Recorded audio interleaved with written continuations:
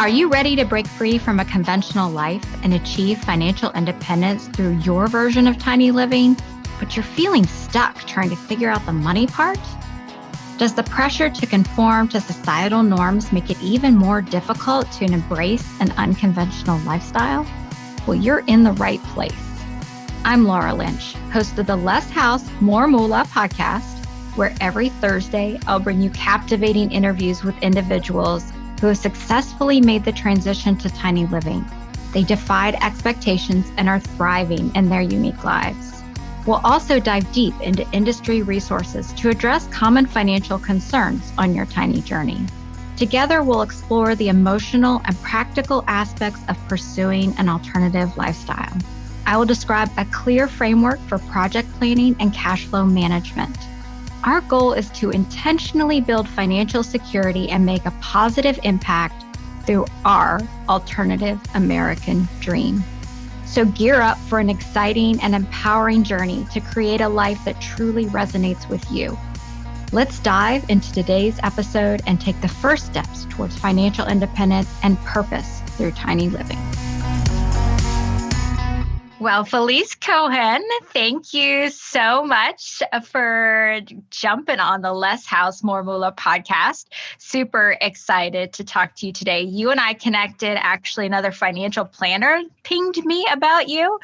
And then I watched your YouTube video, which was riveting. And I can definitely see why that got a lot of attention. You lived in 90 square feet, which is, when you talk about tiny, like pretty micro, I would say, which I guess is kind of normal for New York. People live in all kinds of small spaces. Melanie Copeland, who was the previous episode, and I were talking about this, that there's tiny living has been around for a long time. It just didn't have kind of a following. So I'm super excited for you to share your story with us. I'm happy to be here. Thank you. Yeah. So tell us, why did you choose that tiny living space, those 90 square feet? Well, this was before tiny living was a thing. And I didn't move in there because it was tiny. I moved in there because the low rent allowed me to quit my stressful job as the chief of staff to the president of Hunter College and finish writing my first book. So that was my why. And it was a book about my grandfather, who was a Holocaust survivor. And he had been working on it for years, and then he got cancer, and he's like, come on, you need to finish this book for me. And it wasn't even going to be a book, really, at the beginning. It was just kind of taking down his story, and then it kind of built up. And I knew I wouldn't be able to finish it at the rate I was going with my job. I was working 10, 12 hours a day. I was still, as a professional organizer, organizing some clients and trying to get bike rides in. And I knew I had to quit my job. And the only way I could afford to quit my job was to find a place to live that was affordable. Mm-hmm. And in New York City, that's pretty hard. And I wanted to try living in Manhattan.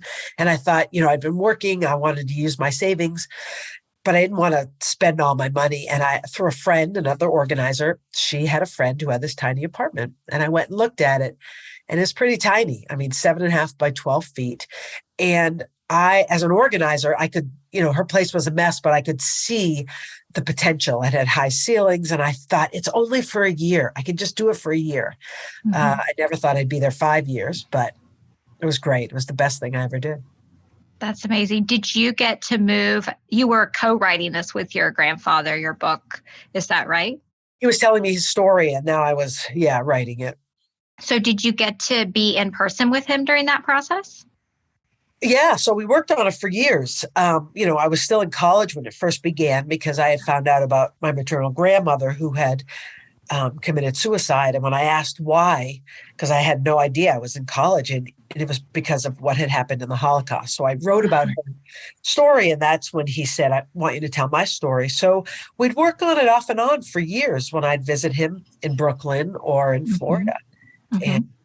And so I remember the day the book came out, it was finally done. And I called him up, and he was so excited. I was so excited. I was crying on the street in Manhattan. And because of living in that tiny apartment, that enabled me to spend the time to really finish that book. And what's amazing is because of that tiny apartment and the video getting tens of millions of views, his book sold around the world. Oh my So gosh. it was almost fate that I moved into that tiny apartment. That's so cool. So did having that tiny space allow you to be geographically closer to him? It did. I mean, I was living in the Bronx before, and then Hmm. but by that time they were in Florida full time. Okay, But gotcha. what it enabled me to do was travel because I didn't Right. have a huge overhead, literally Sure. and figuratively, so I could fly out of Florida or talk to him on the phone. Yeah. Awesome. Good. So you kind of made this, major transition of moving into that smaller space based on that big why of having more time to work on another project. We keep hearing my dog in the Yeah, background, by the way. Yeah. yeah, And my Dutch Shepherd, she gets restless. My producer loves this dog yeah. noise is in the background. But anyway, so you were working on that project and your tiny space allowed you to work on that project. How did your friends and family react to you kind of, moving into this teeny tiny space? Well, they thought I was crazy because, again, this was before living tiny was a thing. But when they saw, first of all, how happy I was and how less stressed I was and how efficient I could be and how productive. And, you wake up and it's like, what am I doing today? Based on what I want to do today. So it was, I want to go for a bike ride. I want to go to a yoga class. I want to write for 5 hours. I want to do whatever. So living tiny allowed me to live my life how I wanted to live it. And Mhm. so at first, they snickered and then they thought, well, wait a second, what are we doing wrong? And, I grew up in a huge house and I always thought one day I would live in a huge house. But what I realized from living tiny was I don't need a huge house. I want to live large in my own way. And that was doing the things I love to do. Yeah. Yeah, it's that shift of mindset, right? Putting your dollars behind what you really want to do instead of just putting your dollars in the default. I always talk about this default path, this prescribed American dream, and we all just work so hard to stay in that prescribed path, but we never think about whether or not it actually is what we want to do with our dollars. Exactly. Yeah. So you were there for, you said 5 years. So what did you learn about yourself in that amount of time? That I don't need as much as I thought I did. Um, and how much more happy I could be with less. I started, you think I need all these sweaters. You really don't. You think I need all these and all this, and we wear the same things all the time. And I love to do projects. I love to do art. And when you're in a limited amount of space, and even if you're in a big space, I just moved my friend who had so much stuff and she's freaking out because she's overwhelmed by the stuff.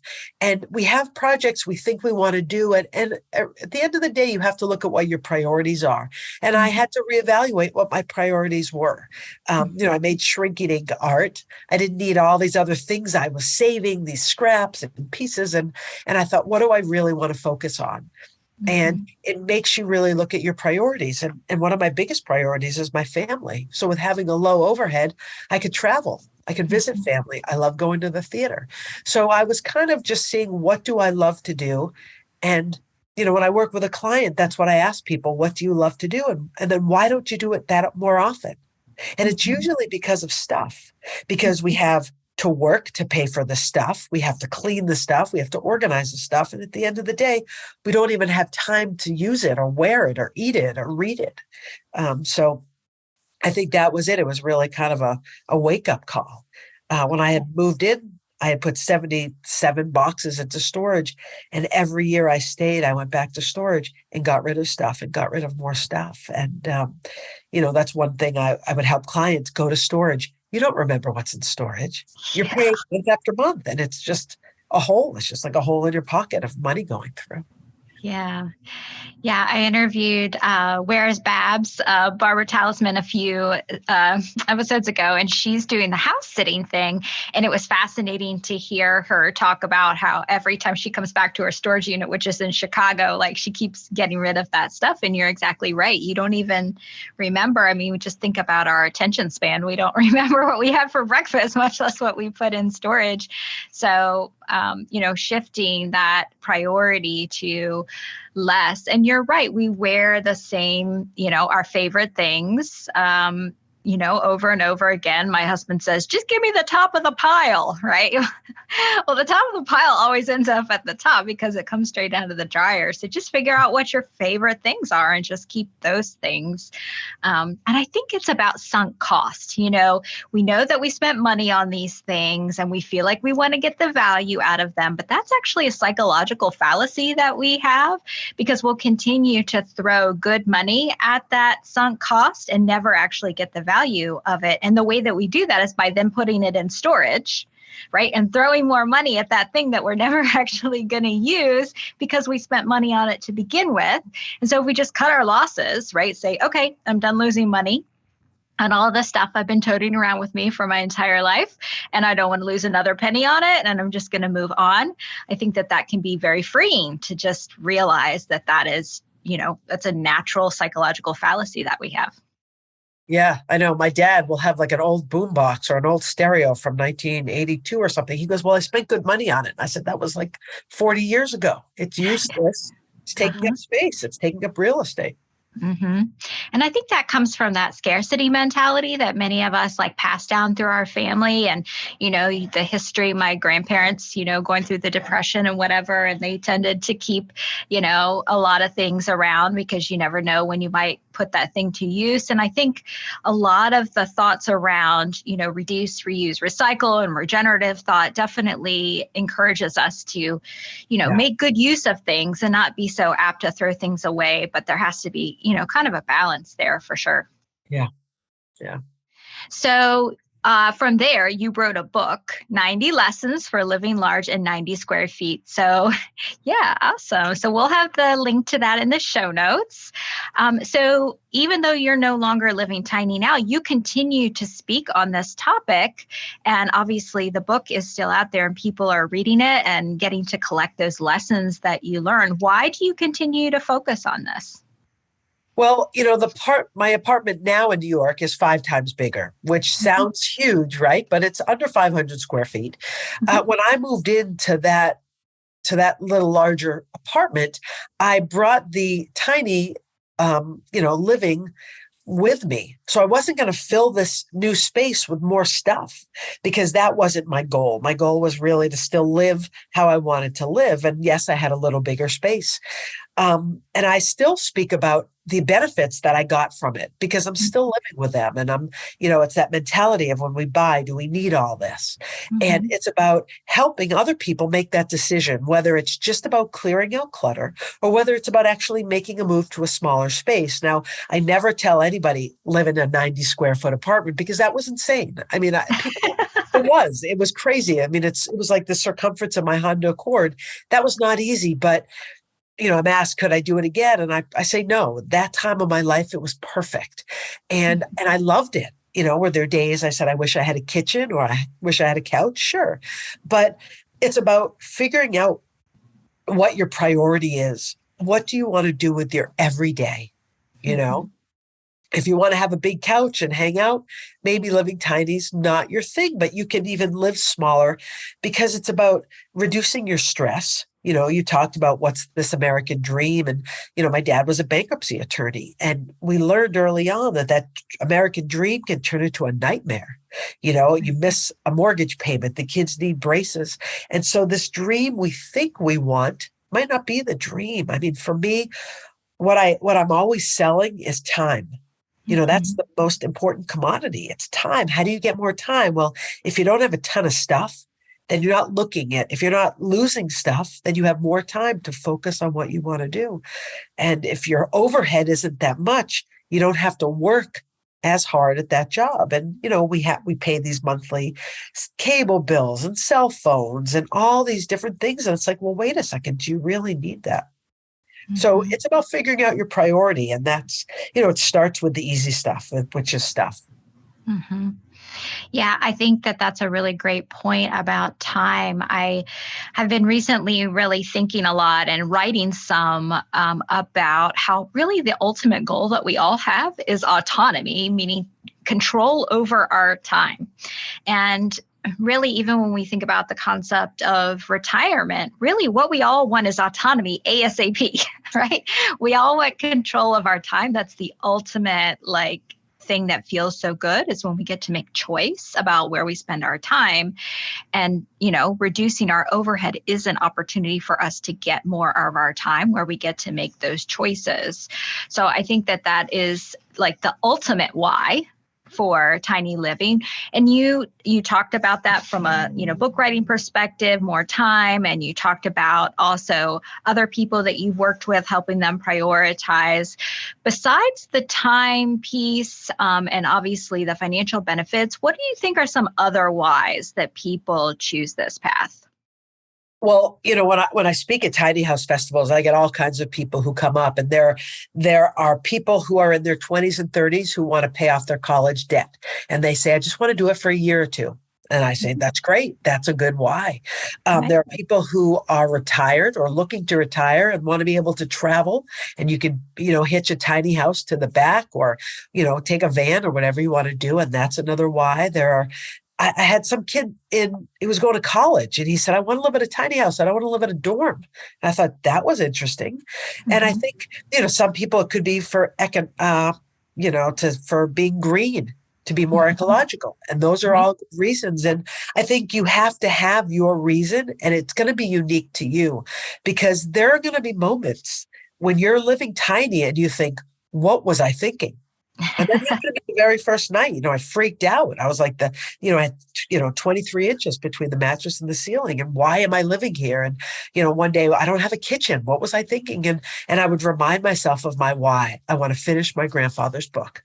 And that was, look, he was in the Holocaust for 5 years.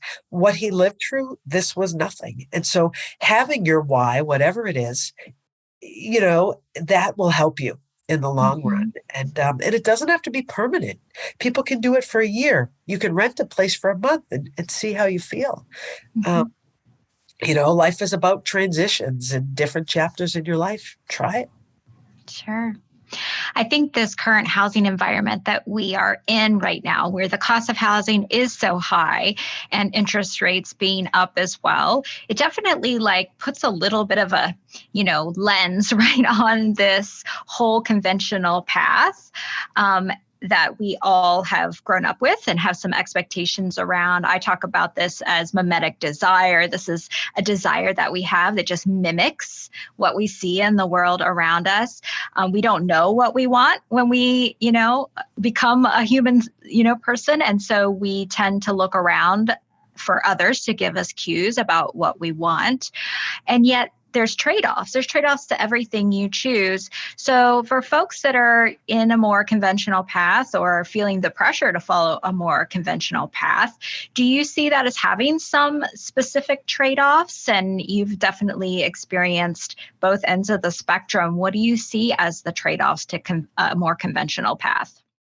Well, I think there are definite trade-offs. If you're living in a big house with ample space, then your trade-off is that you get all the space, but your time might be a little more tied up with having to work to pay for that space and not having the time to do the things you really love to do.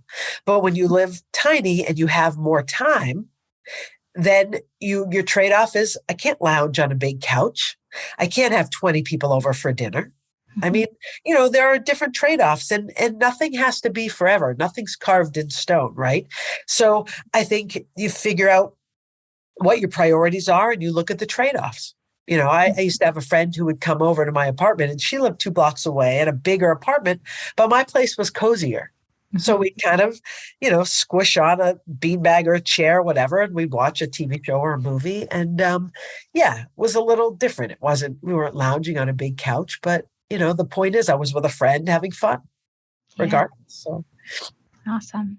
So who do you see tiny living being a good fit for these days? I'm dealing with a summer cold. Sorry. I think it's for anyone who's open to it. If you're struggling with debt, if you're feeling overwhelmed, if you really want to write that book and you just don't have the time to do it, if you're free of children or other responsibilities, then it might be an interesting challenge for you, an opportunity to try. And there are different places. There are some tiny homes like camps or different places to try it out, and it's a less expensive way to live.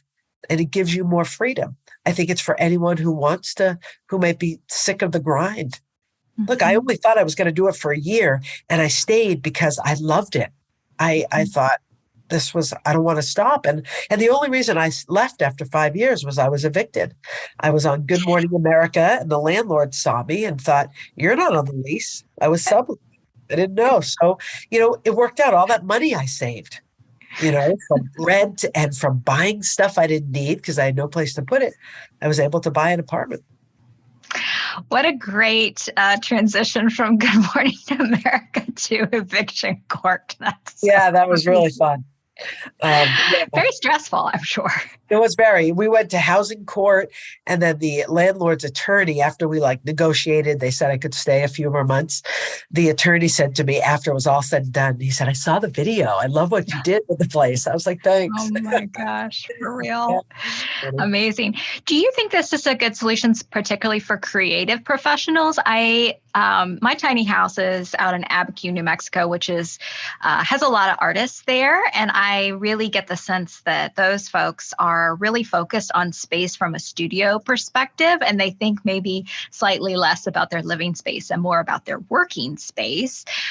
So you being a creative professional, do you think that low overhead, kind of partnered with that efficiency of space is a good fit for creatives? 100%. I worked in my apartment. I made these shelves. I made one shelf into a desk and I could work there. But because of my low overhead and the small space, sometimes you want to go out. And in New York City, it's like your backyard. There's Starbucks and all these places. But I actually got a membership at a place called Paragraph, a writer's studio. Mm-hmm. And so I was able to be in this space with other writers and creative people. And it was very conducive for writing. I was able to finish, put the finishing touches on my grandfather's book. But the low overhead in my apartment didn't make it that stressful to be able to afford this place. Mm-hmm. So when you're creative and you want to get up and you'd rather spend your time painting or writing or doing whatever you want to do, dancing, especially in New York City, especially in New Mexico, anywhere, it was perfect because you could put a lot of your time and energy into your creativity. Yeah. Yeah. Creativity is an amazing thing. I've was just really reflecting on Maslow's hierarchy of needs and the way we as humans, right, we go from basic shelter at the bottom and we start to work our way up through belonging and love. And creativity is really a higher order need and something that you have to make space in your life for. You have to push out the basic needs or you get them taken care of, check those boxes in order to reach that time and autonomy to be creative. And yet it's so much more fulfilling than making sure you put a roof over your head, right? Being creative is just you're in that flow state. And so I just think that it is so beautiful for anybody who's able to focus their time on creativity because it just takes us to a higher level of ourselves. Absolutely. So looking back, you transitioned into tiny, you kind of stuck with it in a slightly larger space. And then, you had, this major life change. How do you kind of view it overall looking back? And what advice do you have for people that are on the fence at this point? Oh, it changed my life. Moving into that tiny space changed my life. I mean, my grandfather's book, like I said, sold around the world. I started writing other books. I just had my third book out, and it allowed me to do the things I love to do. And Mm-hmm. that's really why we're here, right? To enjoy this journey. And if you're on the fence, again, try it, rent a tiny house, live tiny for a little while, or first see what you can get rid of. Maybe try decluttering a little because, you talk about, these hierarchies, but for me, it's the clutter. If you see clutter all around, I can't focus. I need to get rid of clutter. I need to have things kind of less because clutter tells your mind you should be doing this. And that's going to make you feel bad. And then it's distracting. You want to be creative if that's what you want to do. If you want to try to pay off debt, try it. Try it for a couple months. Again, you can always just switch. We go to a hotel, right? And we only bring 3 outfits and a couple of toiletries or whatever we bring, and we're happy. We wake up in this and we look around the hotel room. We're like, this has everything I need, especially stay in one of those little suites. It's got a little kitchen and you wake up, you don't have to figure out what you're going to wear. It's Mhm. easy. So if you look at it like that, maybe stay in a hotel for a week or something. I mean, it's expensive, but try it because you can Mhm. always switch back. Yeah.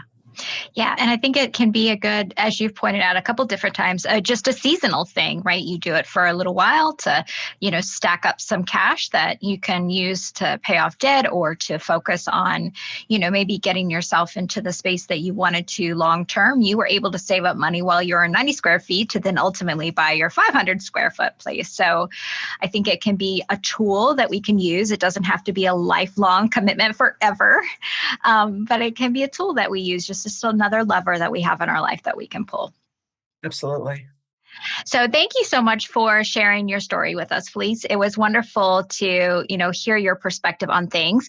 Please share with the listeners where they can find you, find your books, where they can follow you, all of those things.